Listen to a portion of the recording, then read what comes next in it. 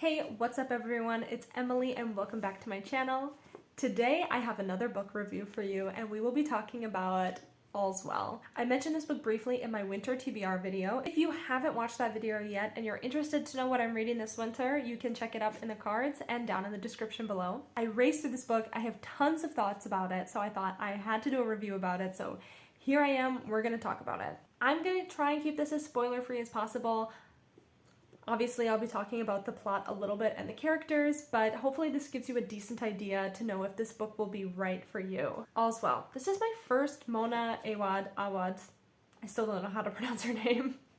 This is my first book written by Mona, and I would have to say this is a pretty good start for me.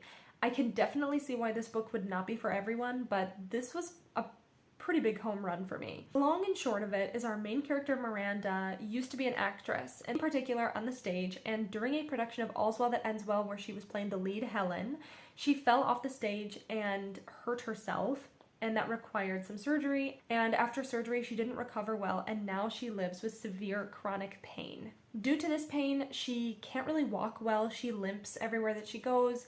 None of the painkillers help. She just overall is really not in a great place. She's having a really bad time. And after she meets these three strangers in the local bar, they kind of help her out, but at the cost of something greater. So I'll get into that. But basically, this is supposed to be like a dark horror thriller comedy deal.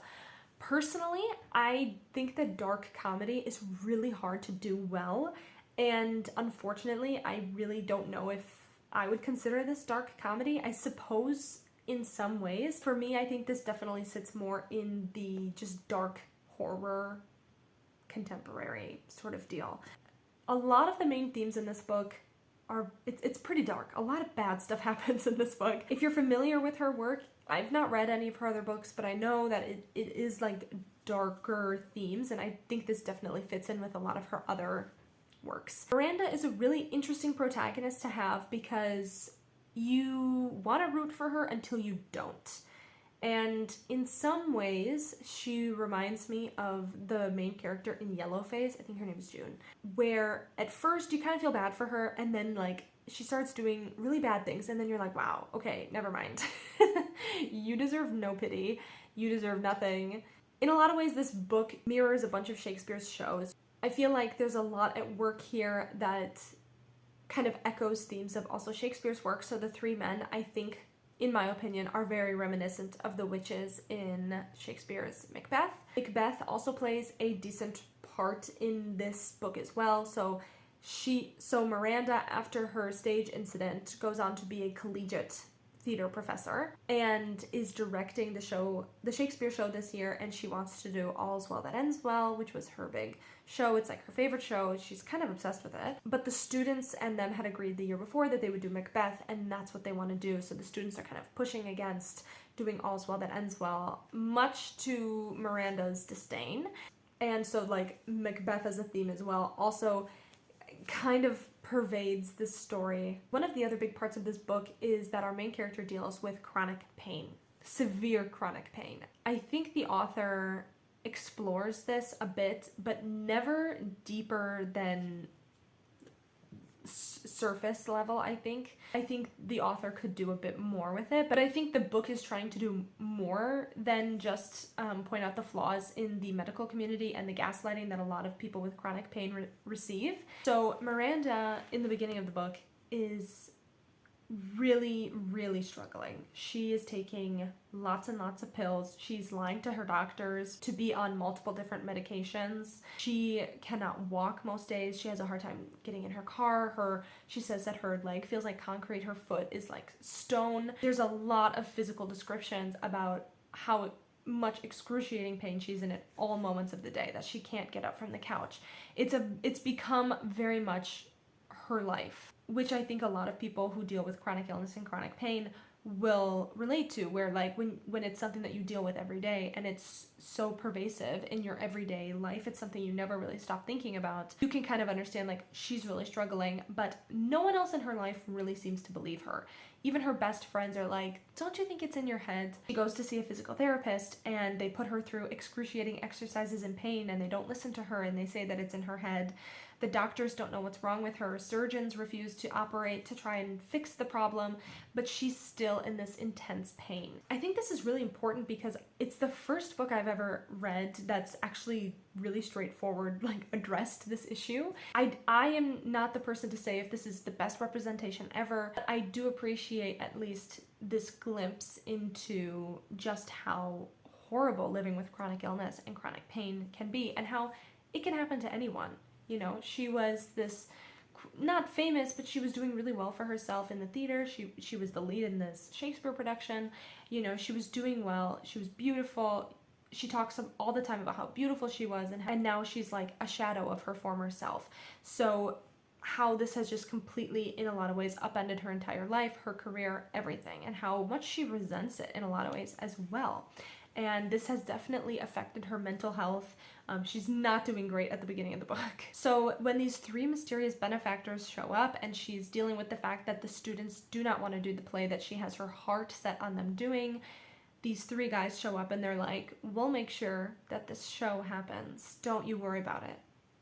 Don't even worry. This is when we're going to get into spoiler territory, so I'm going to put the timestamp that you can skip to if you don't want to hear about spoilers. And in accepting their deal, after trying to grab the script from a student's hand, her pain and like everything that she's been dealing with goes on to this student. So the student now is like unable to walk and has a lot of issues with her back. She gets very, very sick. And she was playing the lead. And in like a sort of reversal, Miranda is now feeling better than ever. And this is when we kind of have like a very big personality flip for her. She becomes more confident. She starts to feel more in control of her life. And yeah, just everything around her starts to change. Her luck seems to just change overnight. All of this culminating to the end, which is just its whole thing. Talking a bit more broadly about things I liked and disliked about the book. So what I liked about the book is that Miranda has a very clear character voice. She's a very unique protagonist. I've yet to read another book where the narration sounds like this. I feel like it's very unique the way that it's written through her voice and through the lens of her life. In a lot of ways, it feels like this book is from the point of view of the villain. And in a lot of ways, it is from the point of view of the villain. So it's really interesting to have a protagonist that is kind of dark and that I disagreed with just about everything she did.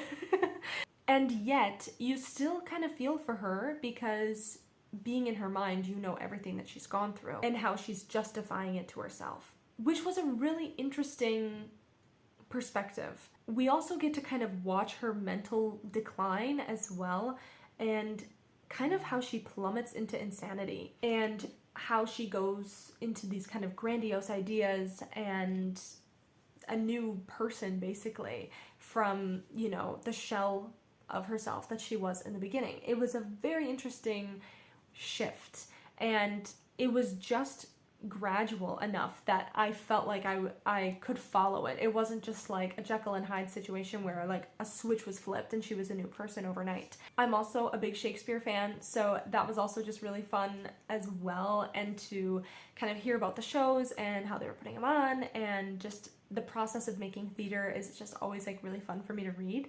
So I really enjoyed that aspect as well. This book does get a bit dark, especially towards the end, so definitely check your triggers if you're someone who is a little bit nervous going into something like that. We definitely follow her on this kind of tragic journey.